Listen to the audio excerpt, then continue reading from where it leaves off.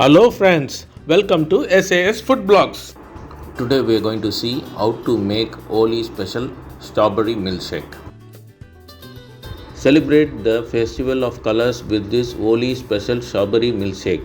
This delicious and refreshing drink is perfect to beat the heat and add a sweet touch to your Holi celebration.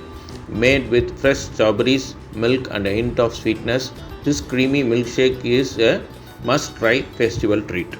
Don't forget to like, share and subscribe for more delicious recipes. Hit the bell icon to never miss an update. Ingredients: fresh strawberries, sugar, ice cream and milk.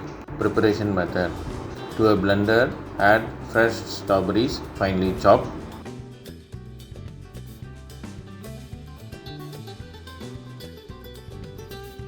Add sugar as per your taste.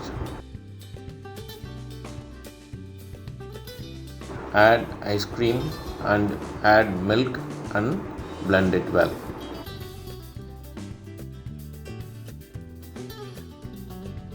To a serving glass, move the blended strawberry milkshake and garnish with few strawberries.